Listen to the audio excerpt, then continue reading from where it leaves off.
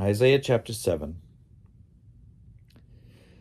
In the days of Ahaz, son of Jotham, son of Uzziah, king of Judah, King Rezin of Aram, and King Pekah, son of Remaliah of Israel, went up to attack Jerusalem, but could not conquer it. When the house of David heard that Aram had allied itself with Ephraim, the heart of Ahaz and the heart of his people shook as the trees of the forest shake before the wind. Then the Lord said to Isaiah, "Go out to meet Ahaz, you and your son Shear-Jashub, at the end of the conduit of the upper pool on the highway to the fuller's field, and say to him, 'Take heed, be quiet, do not fear, and do not let your heart be faint, because of these two smoldering stumps of firebrands, because of the fierce anger of Rezin and Aram, and the son of Remaliah. Because Aram, with Ephraim and the son of Remaliah, has plotted evil against you, saying, Let us go up against Judah and terrify it, and conquer it for ourselves, and make the son of Tabbaal king in it. Therefore, thus says the Lord God, It shall not stand, and it shall not come to pass. For the head of Aram is Damascus, and the head of Damascus is Rezin. Within 65 years, Ephraim will be shattered, no longer a people. The head of Ephraim is Samaria, and the head of Samaria is the son of Remaliah. If you do not stand firm in faith, you shall not stand at all." Again the Lord spoke to Ahaz, saying, "Ask a sign of the Lord your God.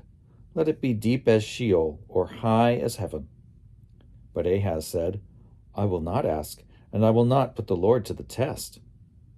Then Isaiah said, "Hear then, O house of David, is it too little for you to weary mortals, that you weary my God also? Therefore, the Lord himself will give you a sign. Look, the young woman is with child, and shall bear a son, and shall name him Emmanuel. He shall eat curds and honey by the time he knows how to refuse the evil and choose the good.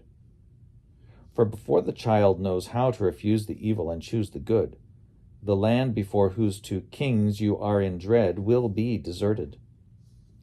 The Lord will bring on you and your people and on your ancestral house such days as have not come since the day that Ephraim departed from Judah, the king of Assyria.